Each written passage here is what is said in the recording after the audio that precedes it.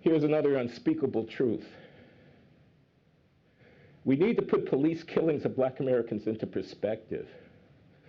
There are about 1,200 fatal shootings of people by the police in the United States each year, and about 1/4 of those killed in this way are black Americans.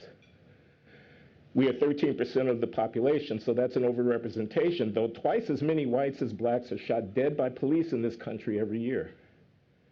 You wouldn't know that from the activist rhetoric. Now, 1,200 may be too many. I'm prepared to entertain that idea. I'd be happy to discuss the training and recruitment of police, their rules of engagement with citizens, and the accountability that they should face in the event they overstep their authority. These are legitimate questions.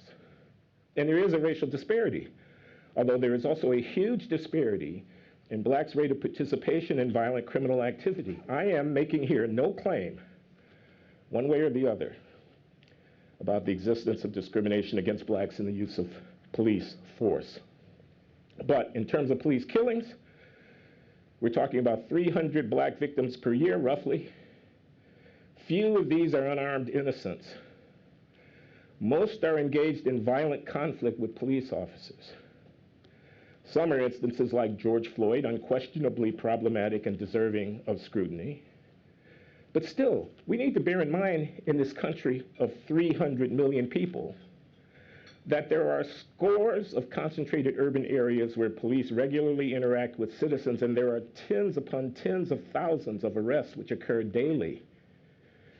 These events, extremely regrettable, and sometimes not reflecting well on the police, are nevertheless rare. To put it in perspective, with roughly 20,000 homicides in the United States each year, nearly half of which involved black perpetrators, and the vast majority of those had blacks as victims.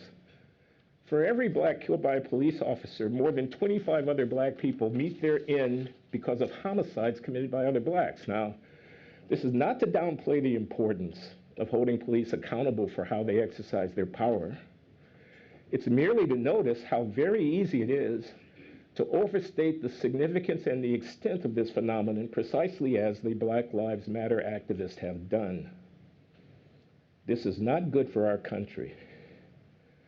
There is a fundamental point here.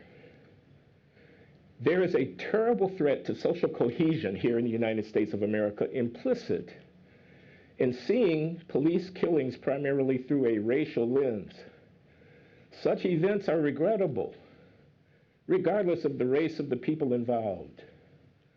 Invoking race gratuitously, emphasizing that an officer happens to be white and a victim happens to be black, is to tacitly presume that the reason said officer acted as he did was because the dead or injured victim was black.